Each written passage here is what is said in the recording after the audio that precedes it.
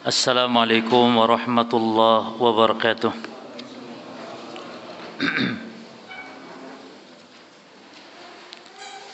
Alhamdulillah rabbil alamin wa sallallahu wa sallama wa baraka ala nabiyyina Muhammadin wa ala alihi wa ashabihi wa tabi'in wa man tabi'ahum bi ihsanin ila yaumiddin wa sallama tasliman katsira, amma ba'd.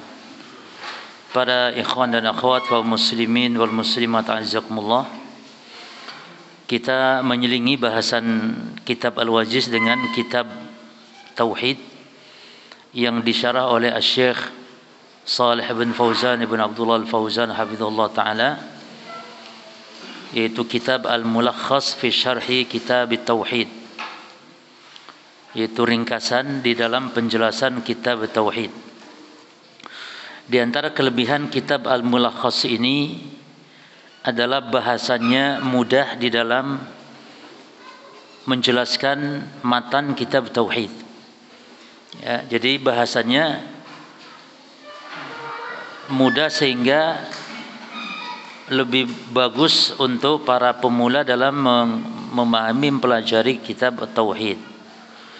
Karena Syekh Fauzan punya juga kitab Syarah At-Tauhid, kitab Tauhid yang 2 jilid yang lebih panjang pembahasannya. Adapun di dalam kitab Al-Mulakhas ini lebih singkat pembahasannya. Kemudian yang kedua, kita pilih kitab ini yang cetakan ada harokatnya.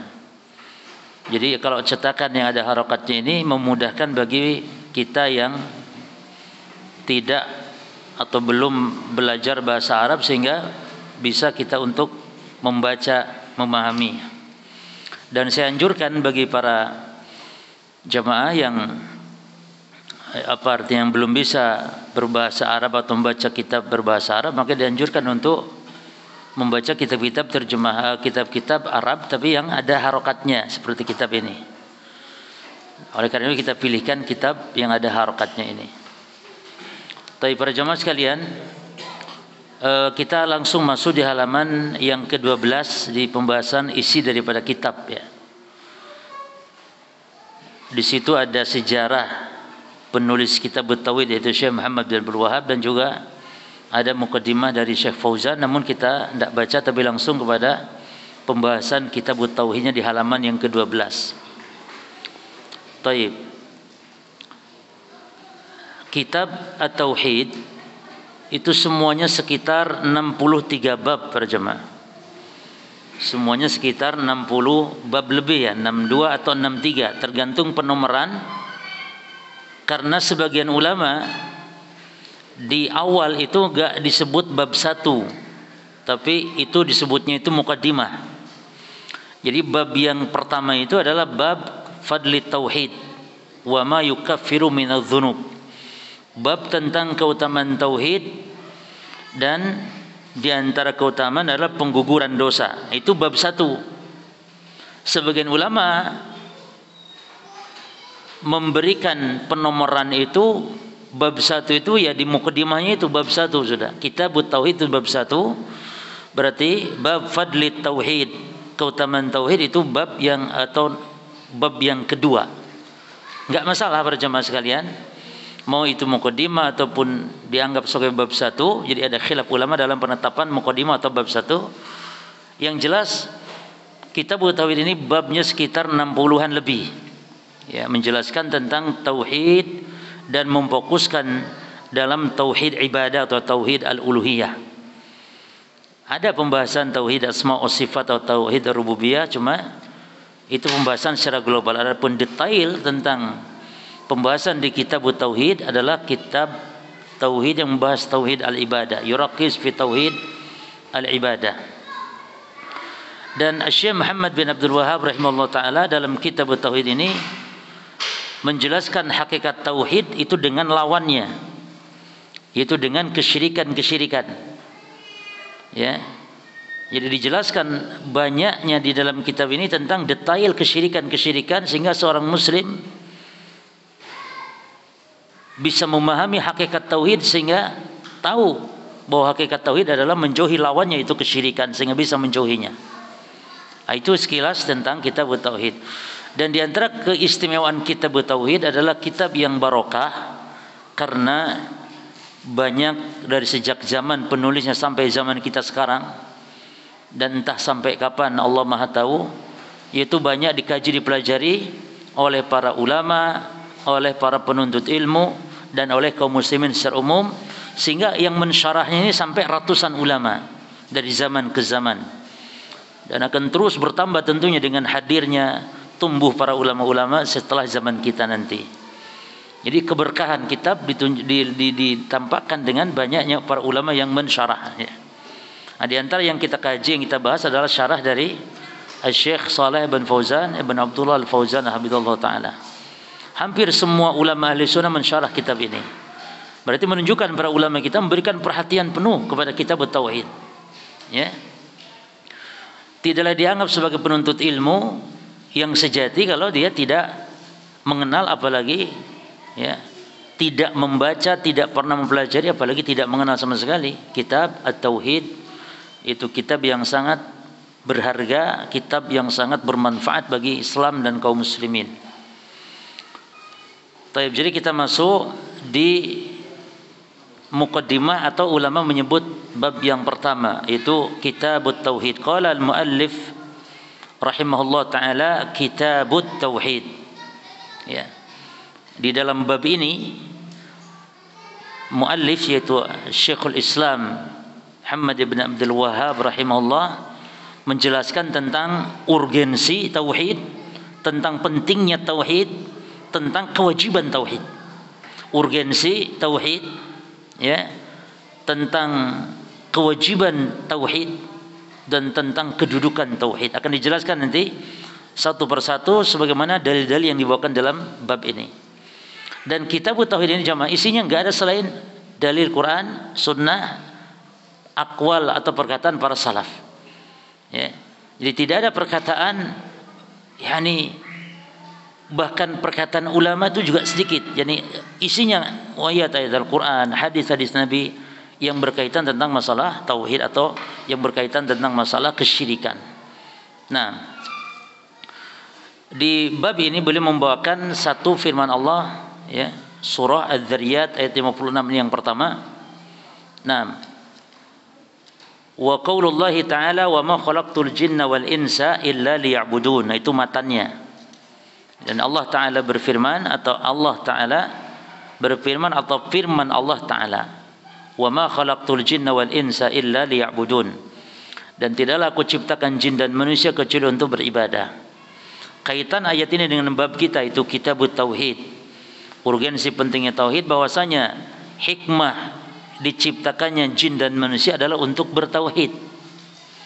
Illa liya'budun, maknanya untuk beribadah kepadaku, maknanya untuk mentauhidkan aku. Karena tidak disebut ibadah seorang hamba, tidak disebut ibadah seorang hamba kepada Allah jika tidak didasari tauhid. Karena ibadah itu hakikatnya adalah memurnikan, mengikhlaskan, memurnikan ibadah hanya kepada Allah, dan meninggalkan, menjauhi segala bentuk peribadatan kepada selain Allah. Abu Jahal itu berjamaah sudah beribadah kepada Allah. Orang-orang kufar Quraisy yang diperangi Rasul saat itu juga sudah beribadah kepada Allah, sudah mengenal Allah. Taib. Oleh karenanya Nabi Muhammad SAW diutus kepada Abu Jahal, kepada penduduk Mekah saat itu, dan tujuannya juga diutus untuk seluruh alam semesta ini. Tujuannya bukan sekedar memerintahkan manusia untuk menyembah, beribadah kepada Allah, bukan. Karena sebelum Nabi Muhammad diutus juga Abu Jahal sudah beribadah kepada Allah. Tapi tujuan Nabi Muhammad diutus adalah melarang ibadah, melarang hamba-hamba Allah beribadah yang dicampuri kesyirikan. Ingat itu, makanya dalam banyak ayat Allah menggandengkan perintah ibadah dan larangan syirik. Karena belum tentu orang beribadah kepada Allah, ya, disebut beribadah, bisa jadi dia jatuh ibadahnya itu dengan kesyirikan. Maka dilarang. Seperti wa'budullaha wala. Wa'budullaha enggak sampai di situ, tapi wala tusyriku bihi syai'a. Karena ada orang yang beribadah kepada Allah namun juga selain Allah diibadahi. Nah, ini hakikat kesyirikan itu. Jadi hakikat kesyirikan itu orang-orang yang nyembah Allah tapi selain Allah pun disembah. Nah, oleh karenanya para jamaah sekalian, di dalam kitab tauhid ini nanti dijelaskan pembahasan 90% tentang kesyirikan-kesyirikan. Ya, syirik dalam lisan, ucapan, syirik dalam perbuatan, syirik dalam niat, ya, syirik dalam keraguan-raguan, itu dijelaskan nanti. Taib. Kita baca penjelasan dari Syekh Fauzan di bab yang pertama ini atau di muqaddimah ini. Maudu'u hadzal kitab. Materi kitab tauhid ini yani maksudnya. Bayanu tauhidil ladzi aujabahu Allahu ala ibadihi. Yaitu menjelaskan tauhid yang mana tauhid ini yang Allah wajibkan atas hamba-hambanya. Tauhid yang Allah wajibkan atas hamba-hambanya. Jadi tauhid yang mana itu? Wa khalaqahum li ajlihi, dan tauhid yang Allah Subhanahu wa taala dengan sebab tauhid itulah menciptakan makhluknya, menciptakan hamba. Berarti tauhid apa? Tauhid al-ibadah atau tauhid al-uluhiyah. Ya. Karena pembagian tauhid itu pada jemaah kalau ditinjau dari kaitannya dengan Allah itu ada 3 jenis tauhid. Kalau kaitannya dengan Allah ya, itu rububiyah, itu kan kaitan dengan Allah, uluhiyah, asma wa sifat. Adapun kalau tauhid ditinjau dari ma yata'allaq bil abdi, kaitannya dengan hamba, yakni kewajiban kita dalam bertauhid itu cuma 2 saja. Satu, tauhid ilmu, yakni kewajiban kita hanya menetapkan mengilmui saja. Ya, dan itu adalah menetapkan mengilmui apa? Rububiyah dan asma wa sifat. Adapun yang kedua tauhid al-amal. Kewajiban kita yakni mengamalkan tauhid itu tauhid ibadah atau tauhid uluhiyah. Nah, jadi tauhid kalau ditinjau dari kaitan kewajiban hamba yakni al-muwahhidnya, maka ada 2, tauhid ilmu, tauhid amal. Adapun ditinjau dari ma ta'allaq billahi azza wajal, ditinjau kaitannya dengan Allah, ada 3 macam tauhid, ar-rububiyah, uluhiyah, asma wa sifat. Dan pembagian ini al-istiqra'u mina al-adillah. Ya, diambil dari dalil-dalil.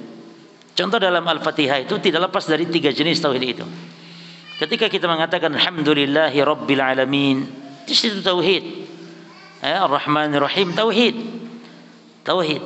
Maliki yaumiddin tauhid, tauhid asma sifat tauhid. Ya. Tauhid rububiyah, alhamdulillahi rabbil alamin, penetapan Rabb. Ya, jadi dalam Al-Fatihah saja itu ada 3 jenis tauhid. Tauhid ibadah, iyyaka na'budu. Ya, iyyaka na'budu tauhid ibadah. Oleh karenanya tauhid dari mulai Al-Fatihah sampai selesai Al-Qur'an yang 30 juz itu tidak lepas dari 3 tauhid itu saja. Rububiyah, uluhiyah, asma wa sifat. Bahkan yang paling banyak pembahasan Quran ya itulah tentang tauhid. Ya. Taib. Wa bayanu ma yunafihi, dan menjelaskan kitab ini menjelaskan ma yunafihi, yang menafikan, membatalkan tauhid, ya, minasyirkil akbar, dari syirik yang besar.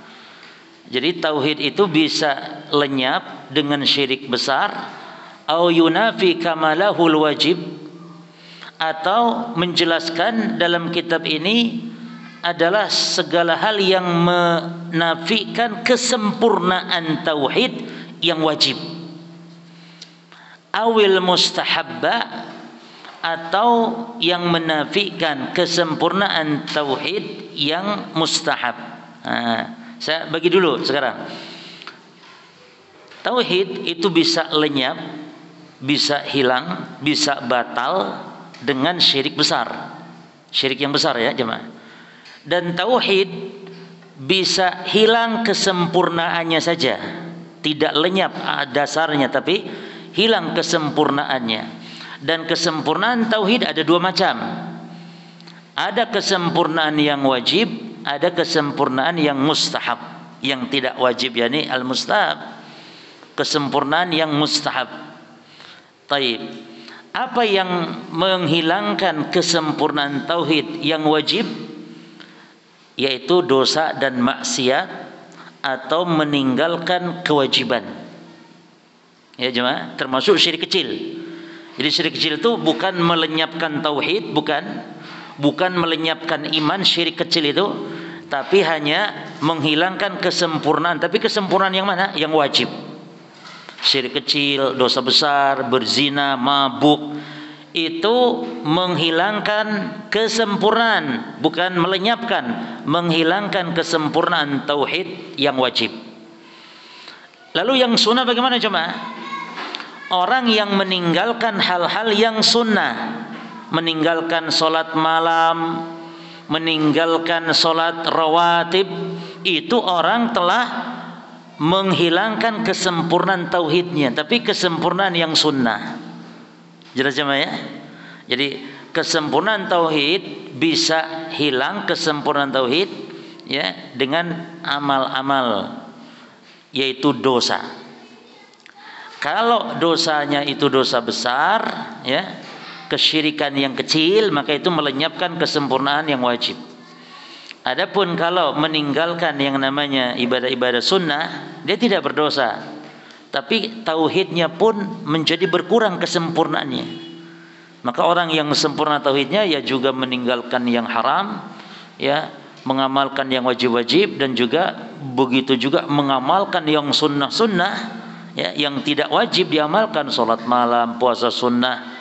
Maka orang tersebut telah menyempurnakan kesempurnaan tauhid yang sunnah. Maka kata Syekh di sini, kitab ini menjelaskan segala hal yang menafikan tauhid berupa kesyirikan yang besar. Nah, kalau syirik besar itu menafikan total, ya. Au yunafi kamalahul wajib, atau menafikan kesempurnaan tauhid yang wajib. Awil mustahabba, atau menghilangkan kesempurnaan yang mustahab. Apa yang bisa menghilangkan kesempurnaan tauhid yang wajib? Minasyirkil asghar. Syirik kecil ini menafikan kesempurnaan tauhid yang wajib.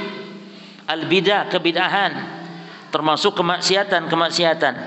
Ya, berzina, minum khamar, gibah, namimah, ya, durhaka kepada orang tua, itu menafikan menafikan kesempurnaan tauhid yang wajib.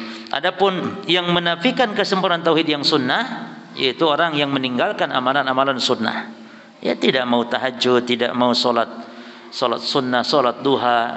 Oleh karena itu mari sempurnakan tauhid itu dengan amalan-amalan sunnah. Baik, demikian ya. Jadi kandungan isi kitab adalah intinya menjelaskan tentang tauhid dan yang merusaknya.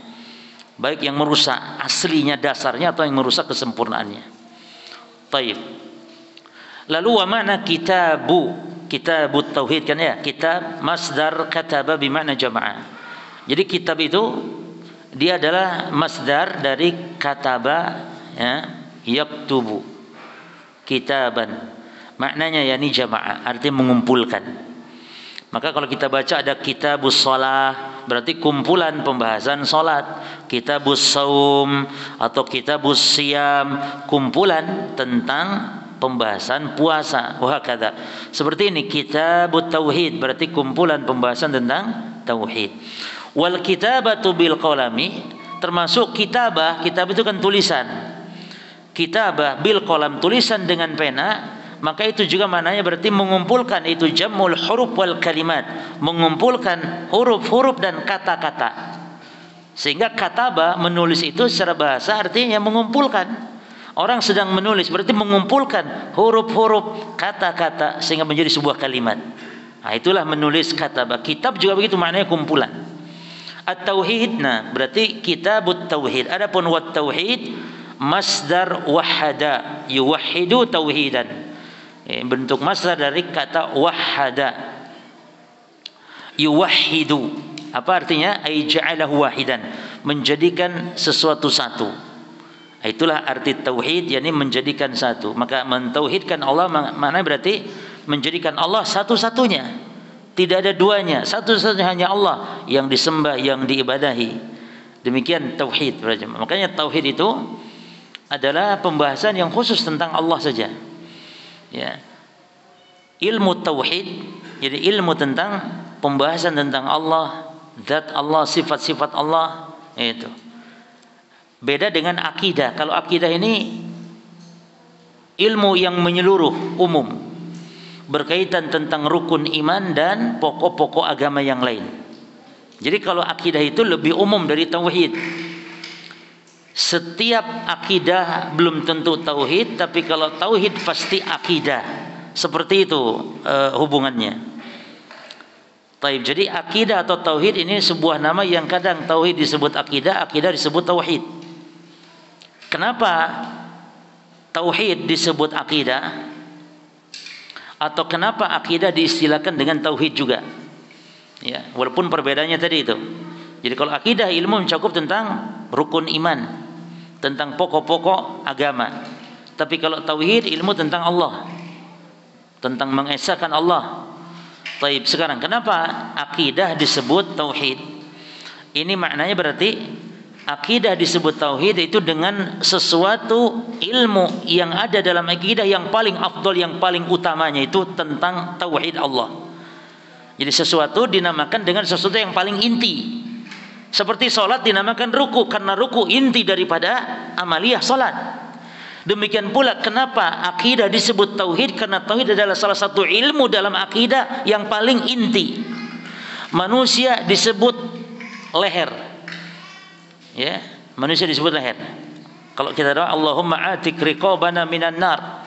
Ya Allah, selamatkanlah leher-leher kami dari neraka. Maksud leher apa di situ? Ya diri kami ini. Kenapa disebut leher? Karena leher yang paling inti pada manusia. Ya, kalau nggak ada lehernya, putus lehernya manusia nggak lagi manusia aja, mah. Putus kaki masih manusia, putus tangan masih manusia. Kalau leher yang putus, jenazah namanya.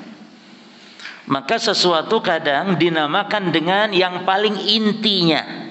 Salat disebut ruku, salat disebut sujud, salat disebut bacaan, ya, wa Qur'an al-fajr. Demikian pula kenapa akidah disebut tauhid? Karena dinamakan oleh sesuatu ilmu yang ada dalam akidah yang paling inti, yang paling mendasar, itu ilmu tauhid. Jadi ilmu tauhid bagian dari ilmu akidah. Oleh karenanya tidak ada istilah mentauhidkan malaikat, mentauhidkan hari akhir, kan itu. Tapi mentauhidkan Allah. Nah tauhid ini jamaah sekalian menjadikan sesuatu itu satu, ya, dan yang dimaksud wal muradu bihi huna, yang dimaksudkan di sini adalah ifradullahi bil ibadah, ya. Dan kalau mengkaji kitab jamaah, ya, dibaca kemudian dioret-oreti sampai dicoreti.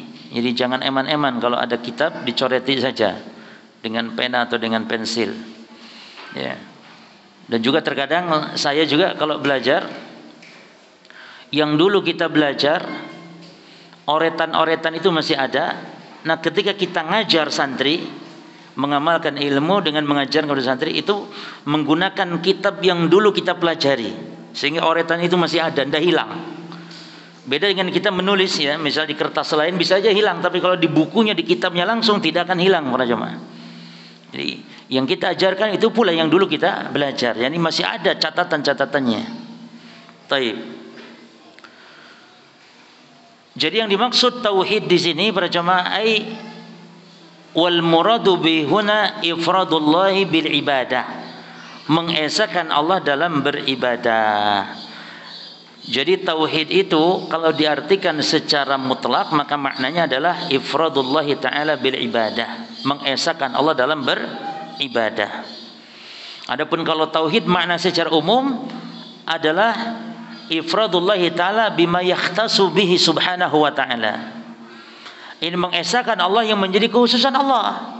Dan kehususan Allah itu ada 3. Mengesahkan Allah dalam rububiyah, mengesahkan Allah dalam uluhiyah, dan mengesahkan Allah dalam asma wa sifat.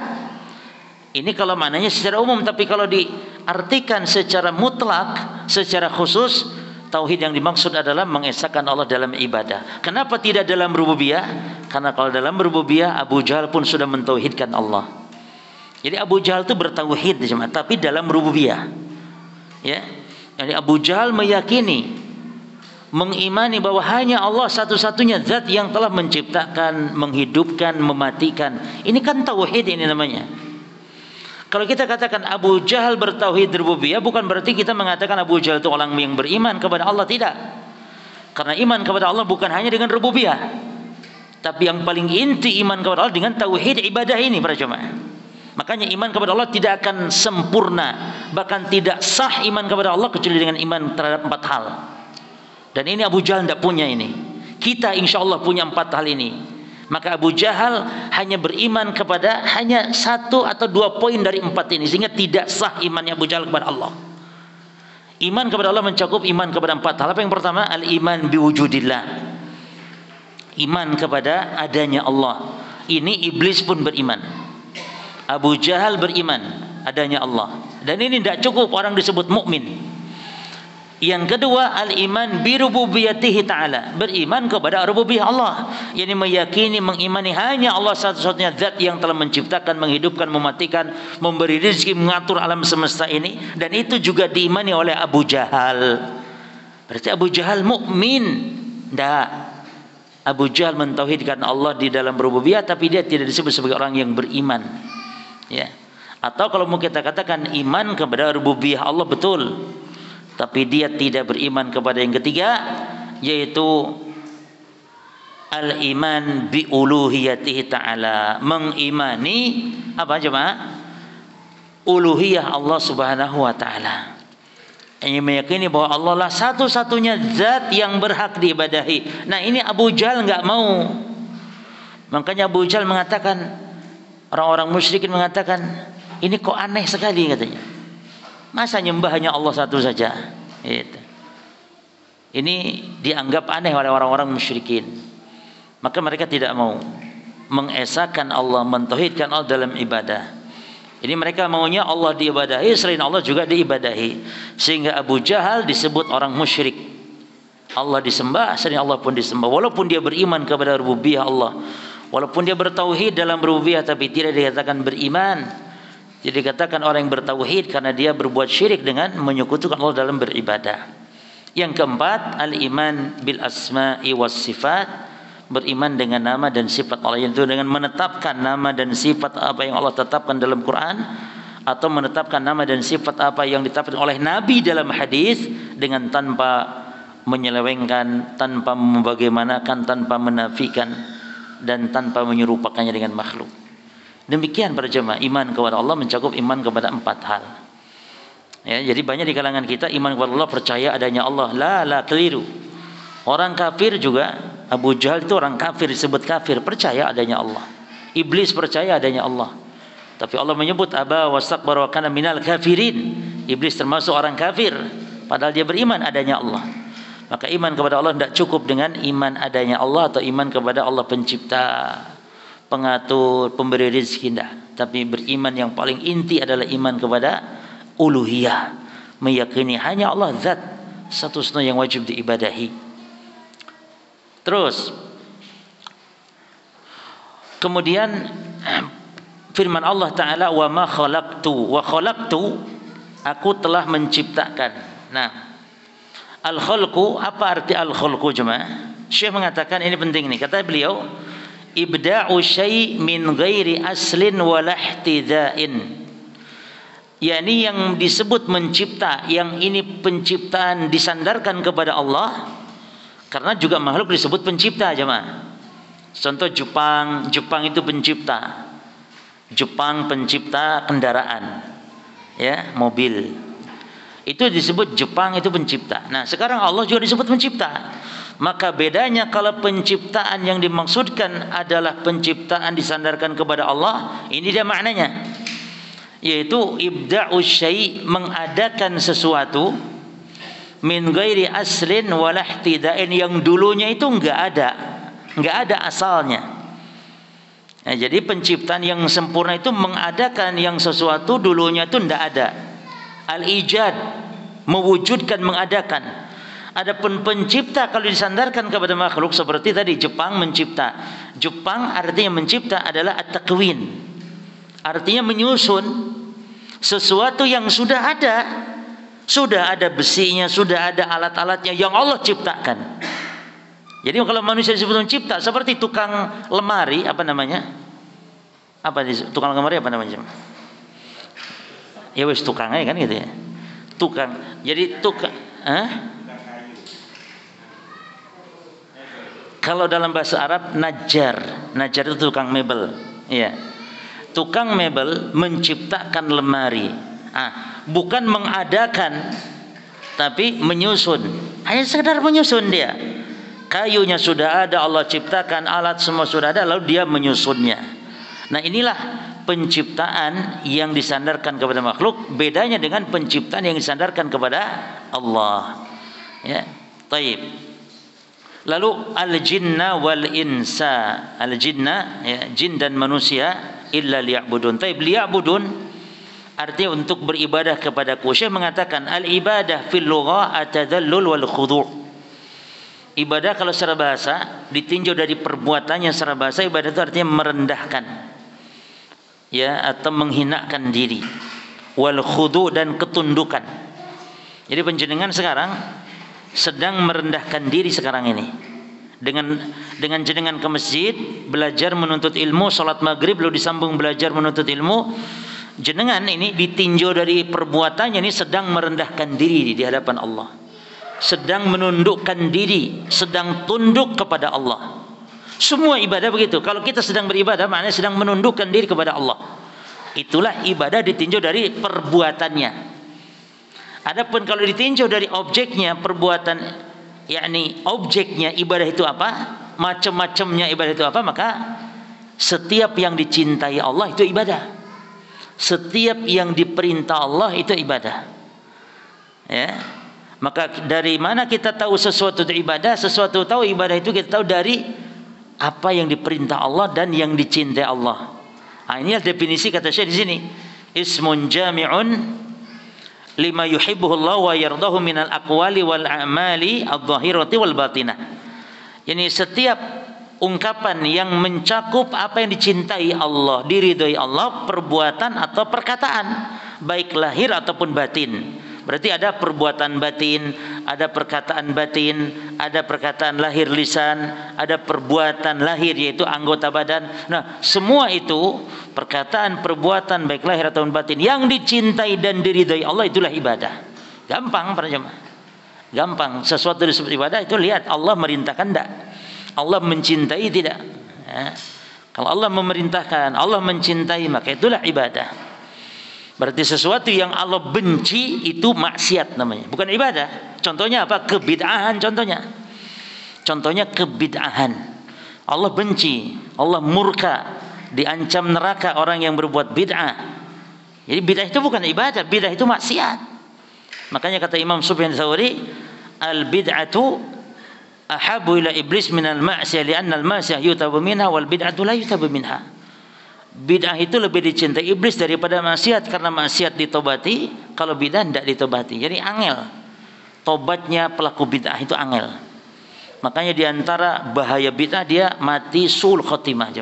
Jarang orang yakni tobat dari bid'ah, maknanya berarti dia meninggal nanti dalam keadaan di atas kebid'ahannya. Inilah yang dimaksud firman Allah, amilatun. Tadi imam membaca amilatun nasibah tasla naran hamiyah. Artinya apa? Beramal di dunia nasibah. Nasibah itu letih, capek. Tapi di akhirat tasla naran hamiyah. Di akhirat dimasukkan ke dalam neraka yang menyala. Nah, ini kata para ulama ahli tafsir, yang dimaksud adalah an-nasara, orang-orang Nasrani. Dan setiap yang seperti mereka dalam hal beramal tidak sesuai tuntunan, beramal tidak sesuai dengan contoh dan perintah, capek letih mereka beribadah, namun di akhirat mendapatkan adab.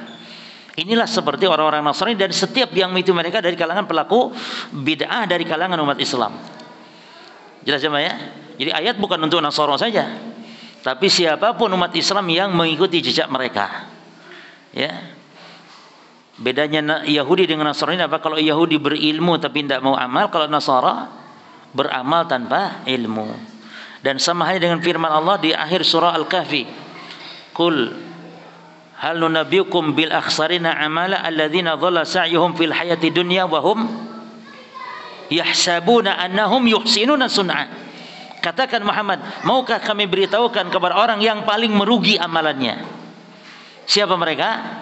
Alladzina dhalla sa'yuhum fil hayatid dunya.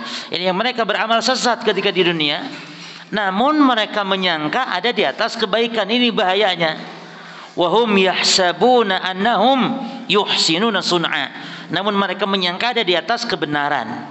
Repot, padahal amalan sesat. Tapi ada di atas kebenaran persangkaannya, sehingga makanya sulit tobatnya. Inilah yang dimaksud dengan sabda Nabi, innallaha hajaba tawbata an kulli sahibi bid'atin hatta yad'a bid'atahu.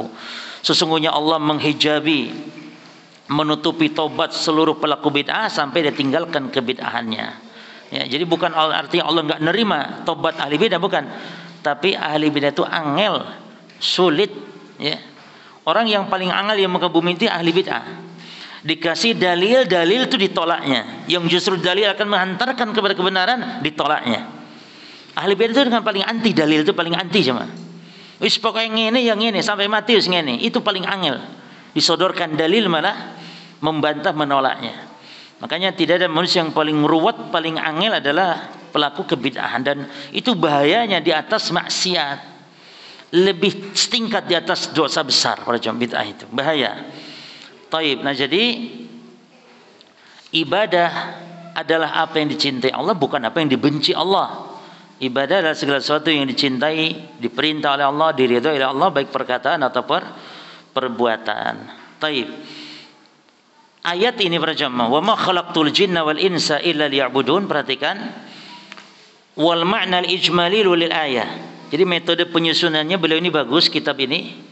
Artinya beliau sebutkan dulu kosakata yang ada di dalam ayat-ayat, ya, apa maksud tauhid, apa maksud khalaqtu dan seterusnya. Lalu dijelaskan makna ayat secara global. Lalu nanti disebutkan apa kaitan ayat dengan bab ini. Lalu nanti diambil faedah-faedah pelajaran dari ayat yang disebutkan atau dari hadis yang disebutkan. Sekarang al-ma'na al-ijmali lil ayah, makna global terhadap ayat itu, wa ma khalaqtul jinna wal insa illa liya'budun. Anna Allah Ta'ala akhbara annahu, bahwasanya Allah Ta'ala telah mengkabarkan bahwa Allah ma khalaqal insa wal jin, tidaklah Allah menciptakan jin dan manusia illa li'ibadati, kecuali untuk beribadah kepadanya. Fahiya bayanun, maka ayat ini menunjukkan penjelasan lil hikmati fi khalqihim, hikmah diciptakan kita, hikmah diciptakan jin dan manusia. Nah, falam yurid minhum ma turiduhu sadatu min abidiha minal i'anati lahum birrizqi wal it'ami, wa innama arada al maslahata lahum. Dan Allah tidak menginginkan minhum, ya, dari para hamba-hamba, karena kelanjutan ayat ini apa berjamaah dalam ayat ini kelanjutannya, ma uridu mir rizkin wa ma uridu an yut'imun. Aku tidak menghendaki dari mereka rizki, kata Allah, dan aku tidak menghendaki mereka memberi aku makan. Ya, jadi digandengkan perintah ibadah, ya, dengan kaitannya dengan masalah rizki. Ini menunjukkan berarti rizki itu jemaah dicapai, digapai dengan ketaatan, dengan ibadah kepada Allah. Maksudnya kalau orang Islam ingin berkah rezeki, maka dengan beribadah dia kepada Allah Subhanahu wa taala. Ya.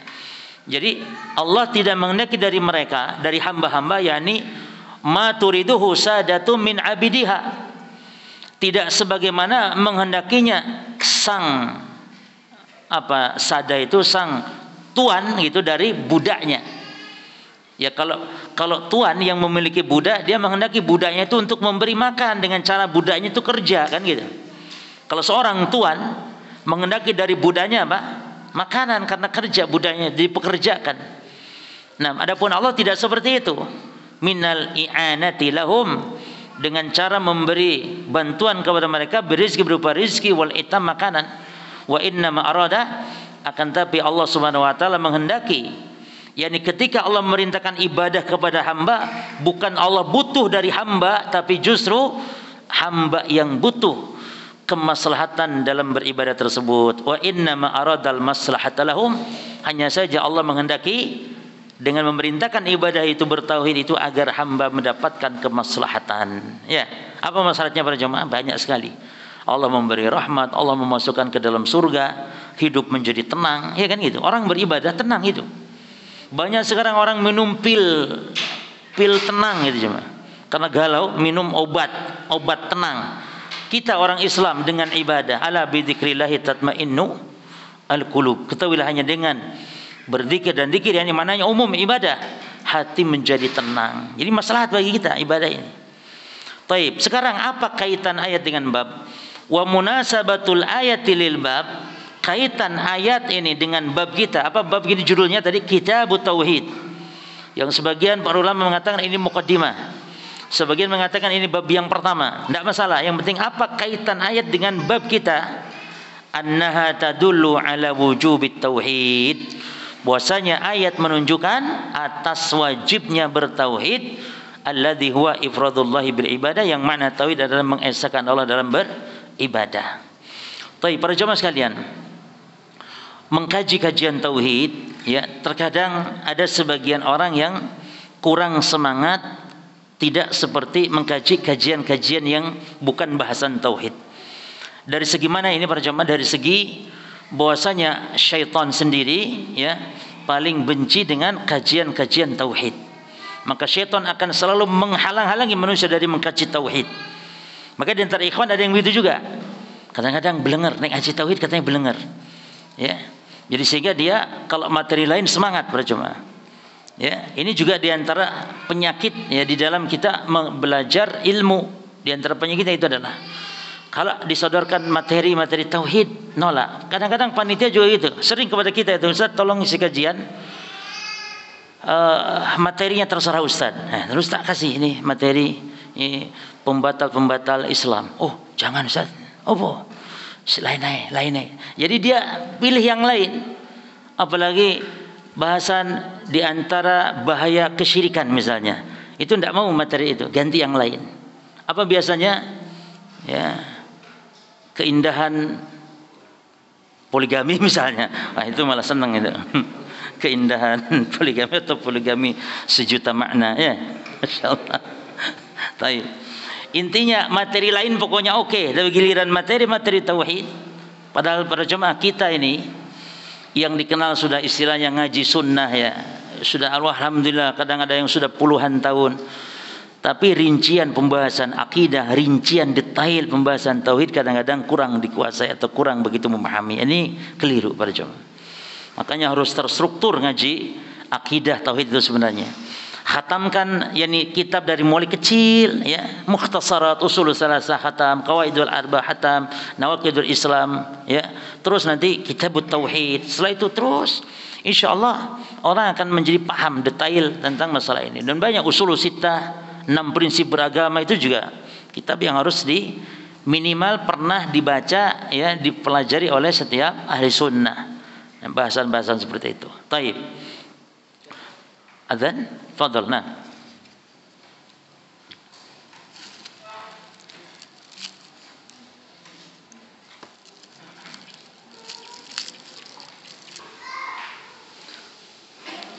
Bismillah, alhamdulillah, wassalatu wassalamu ala rasulillah, thumma amma ba'd. Ikhwani fid din wa akhwati fillah rahimani wa rahimakumullah. Sebelum kita lanjutkan membaca, kita pastikan lagi tentang makna menafikan tauhid dan menafikan kesempurnaan tauhid para jemaah. Menafikan tauhid, hal yang bisa menafikan tauhid adalah syirik besar. Taib. Hal yang bisa menafikan kesempurnaan tauhid itu ada 2. Yang pertama kesempurnaan tauhid yang wajib. Apa yang bisa menafikan kesempurnaan tauhid yang wajib? Meninggalkan yang wajib atau melakukan yang haram. Jelas ya? Meninggalkan yang wajib atau melakukan yang haram, ini menafikan kesempurnaan tauhid yang wajib. Jelas ya? Sekarang menafikan kesempurnaan tauhid yang sunnah atau yang mustahab, berarti gampang. Apa itu? Meninggalkan amalan-amalan yang sunnah. Berarti dia telah menafikan kesempurnaan tauhid atau kesempurnaan iman yang mustahab. Contoh, orang tidak sholat duha, tidak berdosa, tapi tauhid dia itu tidak sempurna, kurang kesempurnaan tauhidnya. Berarti sempurna tauhid itu ya dengan amalan-amalan yang juga amalan-amalan mustahab. Tapi demikian para jemaah, ini poin penting. Kemudian para jemaah sekalian, Di dalam kitab ini ada footnote atau ada al-hasyiyah di bawah itu. Itu kalau sempat kita baca, ya, atau saya pilih yang penting, ya, faedah banyak kita sampaikan, kita baca. Yang tidak, maka kita fokuskan di matannya atau di syarahnya. Ya, sebenarnya ini penting, nanti kita baca mungkin pertemuan berikut, tidak apa-apa. Perkataan Imam Ibnul Qayyim, ya, tentang firman Allah, wa ma khalaqtul jinna wal insa illa liya'budun. Sekarang kita selesaikan dulu penjelasan Syekh Fauzan hafizahullah. Jadi munasabatul ayat lil bab, kaitan ayat ini wa ma khalaqtul jinna wal insa illa liya'budun terhadap bab kita apa? Annaha taduru ala wujubi tauhid alladhi huwa ifradullah bil ibadah, menunjukkan atas wajibnya tauhid, yang mana dia merupakan makna tauhid mengesahkan Allah dalam beribadah. Li'annahu ma khalaqal jinna wal insa illa li ajli dzalik, karena bahwasanya Allah tidaklah menciptakan jin dan manusia kecuali untuk tujuan tauhid itu. Berarti kalau orang hidup di dunia diciptakan Allah tapi tidak mentauhidkan Allah, maka berarti telah keluar dari hikmah penciptaannya. Kalau kulkas, hikmah penciptaan kulkas untuk apa? Mendinginkan apa? Makanan. Kalau kulkas itu tidak bisa mendinginkan makanan, berarti dia keluar dari hikmah penciptaannya. Dibawa kemana kulkas seperti itu? Di bengkel. Nah, manusia pun begitu, bengkelnya di neraka jahanam. Bengkelnya, karena keluar dari hikmah penciptaannya, kecuali kalau dia bertaubat kepada Allah Subhanahu wa taala kembali, ya. Taib, sekarang pelajaran dari ayat, ma yustafadu minal ayat. Apa yang bisa kita ambil faedah dari ayat? Awalan, yang pertama, wujub ifradillahi bil ibadah, kewajiban mengesahkan Allah dalam beribadah. Siapa yang wajib? Ala jami'i tsaqalaini al-jinni wal ins, ya seluruh makhluk dari jin dan manusia. Kenapa jin disebutkan lebih awal dari manusia, jemaah? Dalam Quran tidak ada yang tanpa makna. Kenapa didahulukan yang ini, kenapa yang itu? Ya, itu semuanya ada hikmah, jemaah. Contohnya ketika pencuri disebutkan laki-laki dulu, ya. Kalau masalah pencuri, as-sariqu was-sariqatu, pencuri laki-laki, pencuri perempuan. Dalam zina, az-zaniatu waz-zani. Tapi urusan zina Allah dahulukan perempuan, az-zaniatu, wanita yang berzina, dan laki-laki yang berzina. Apa hikmahnya, jemaah?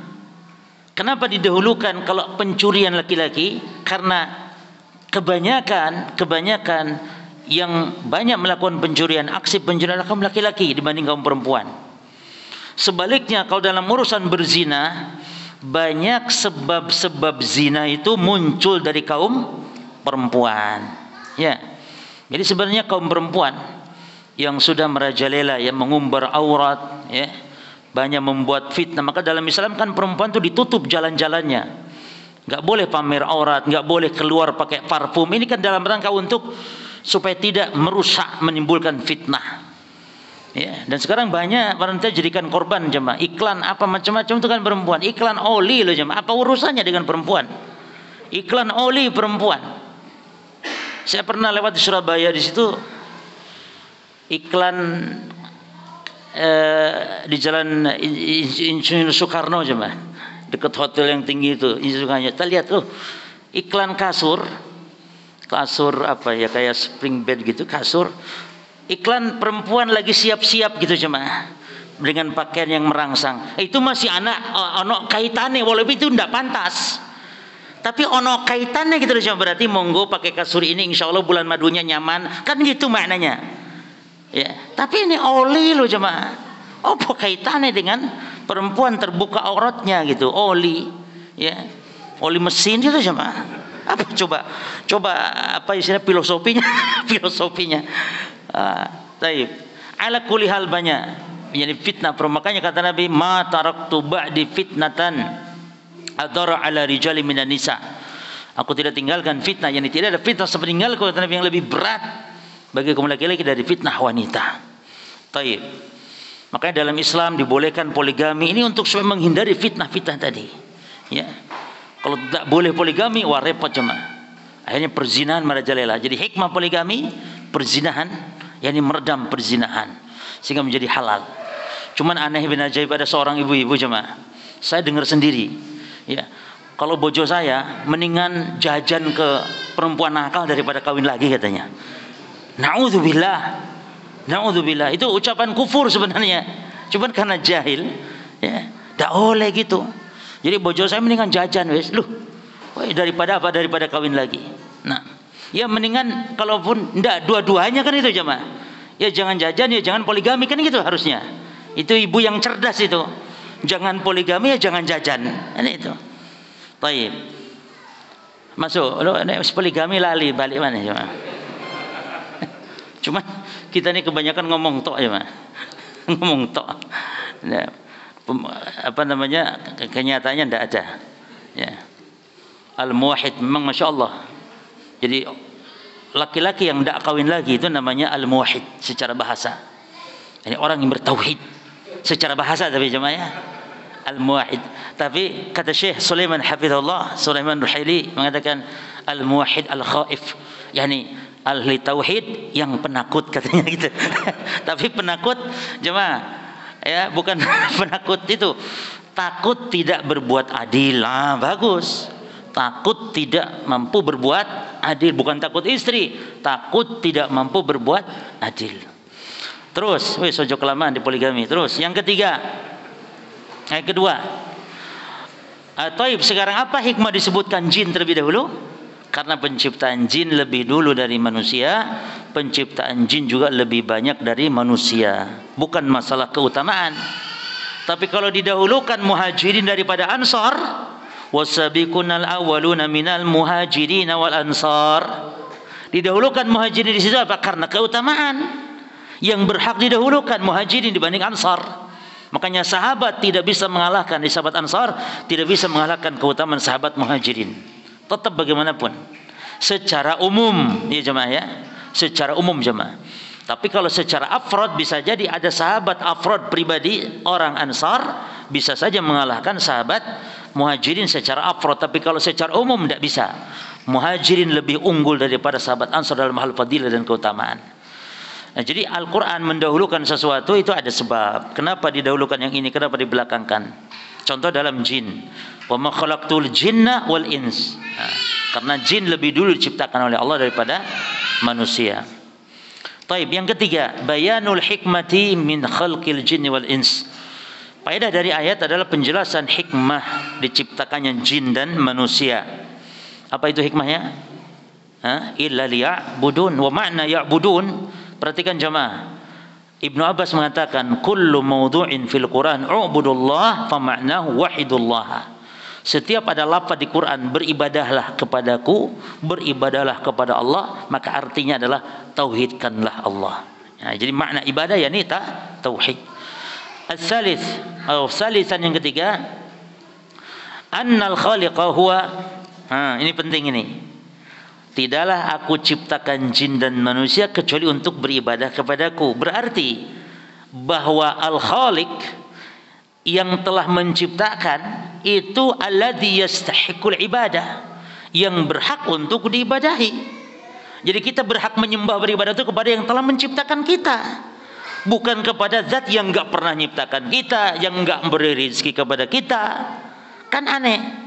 Sebagaimana ada pekerja, ya kan jemaah, dia bekerja itu harusnya kepada yang telah memberi gaji. Kok ini enggak? Yang memberi gaji si A tapi kerja kepada si C, kan begitu? Itu kan pengkhianat namanya. Samanya hamba diciptakan oleh Allah, diberi rezeki oleh Allah, berarti beribadah pun harus kepada siapa? Kepada Allah saja. Maka di sini annal khaliq huwa alladhi yastahiqul ibadah duna ghairihi mimman la yakhluq. Bahwa yang menciptakan itu yang berhak diibadahi bukan kepada selain dari yang tidak menciptakan. Fa fi hadza raddun, perhatikan jemaah, maka ayat ini sebagai bantahan ala ubadil asnam wa ghairiha, terhadap para penyembah berhala. Berhala tidak pernah menciptakan kok disembah, itu. Wa ghairiha, dan yang lainnya selain dari Allah Subhanahu wa taala. Rabi'an, yang keempat, bayanu ghinallah. Ya. sebenarnya jemaah ini ayatnya ya, jenengan bisa kalau bisa tambahkan. Itu kan sebenarnya wa ma khalaqtul jinna wal insa illa liya'budun, itu ayat berikutnya tambahkan. Ma uridu minhum mirizkin wa ma uridu an yut'imun ya. Jadi sampai itu ayatnya. Sehingga kita ambil faedah dari itu bahwa bayan ghinallah, penjelasan ghinallahi an khalqihi. Allah maha kaya, Allah tidak butuh makhluknya. Wa hajatil khalqi ilahi, tapi justru makhluk yang berhajat kepada Allah. Dari mana diambil ini? Nah, dari ayat setelahnya, bukan dari ila liya'budun saya, tapi dari setelahnya. Allah tidak butuh, Allah tidak memerlukan hamba. Allahus Samad. Jelas ya? Jadi pelajaran yang keempat ini diambil, perhatikan ikhwan, pelajaran yang keempat, faedah yang keempat diambil dari mana? Ayat yang ke-57 berarti dari surah Dzariyat yang tidak dicantumkan di situ. Jadi antum cantumkan sendiri nanti. Li'annahu wal khaliq, karena dialah Allah yang mencipta, wa hum makhlukun, sementara makhluk adalah yang diciptakan. Maka yang butuh makhluk kepada Allah, bukan Allah kepada makhluk. Khamisan, yang kelima, isbatul hikmah fi af'alillahi subhanahu wa ta'ala. Penetapan adanya hikmah dalam perbuatan Allah. Yani Allah ciptakan jin dan manusia ini enggak ada sia-sia, tapi ada hikmah. Dan setiap perbuatan Allah pasti memiliki hikmah jemaah. Hatta walaupun menurut kita apa yang Allah buat itu adalah buruk, jelek. Apa yang ada dalam pandangan kita, apa yang Allah buat buruk. Contoh menciptakan iblis misalnya. Allah menciptakan tsunami, banjir, bandang, bencana, buruk menurut kita, tapi tetap Allah dalam berbuat ada hikmah. Allah ciptakan iblis, ada hikmah. Allah ciptakan bencana-bencana, ada hikmah. Oleh karenanya tidak boleh kita mengatakan Allah atau menyandarkan keburukan kepada Allah walaupun betul dalam pandangan kita buruk. Tidak boleh menyandarkan kepada Allah. Karena walaupun menurut kita buruk, tapi ada kebaikan di balik itu jemaah. Sehingga Nabi dalam doanya, wasyarru laisa ilaika, dan keburukan tidak disandarkan kepada engkau wahai Allah. Jadi tidak boleh. Ya walaupun betul itu ciptaan Allah. Makanya jemaah, secara batin, secara hati kita meyakini kalau keburukan ini adalah betul ciptaan Allah secara keyakinan, secara batin, tapi lisan enggak boleh ngomong. Paham ya? Lisan kita tidak boleh ngomong, ya Allah keburukan yang telah Engkau ciptakan. Enggak boleh ngomong kalau lisan. Tapi hati wajib menetapkan. Sebagai bentuk apa lisan tidak boleh ngomong? Sebagai bentuk adab. Adab kepada Allah. Tidak boleh mengatakan Allah yang telah yani Allah Rabbnya babi misalnya. Enggak boleh. Karena babi rendah, hina. Tapi Allah Rabbul Alamin, Rabb alam semesta. Jangan Allah Rabbnya babi. Betul secara keyakinan Allah Rabbnya babi, tapi secara lisan aib ngomong begitu, disandarkan kepada Allah. Kenapa? Karena babi hina. Tapi kita katakan Allah Rabbul Alamin, Allah Rabbus Samawat, Allah Rabbul Ard, Allah Rabbul Arash. Karena makhluk ini yang hebat-hebat, ya kan? Allah Rabbul Arsh, Arash makhluk yang paling agung. Tapi Allah Rabbul Khinzir, ini aib, tidak boleh. Secara lisan tidak boleh mengatakan Allah Rabbnya babi, na'udzubillah. Betul secara batin kita tetapkan, tapi secara pengucapan dalam kita memuji Allah, menyanjung Allah, kan kita katakan Rabbus Samawat, Rabbul Ar, Rabbul Arshil Azim, Rabbul Arshil Karim, ya, disandarkan Rabbul Malaikati Warruh, Rabbul Malaika. Tapi enggak boleh yang hina disandarkan kepada Allah.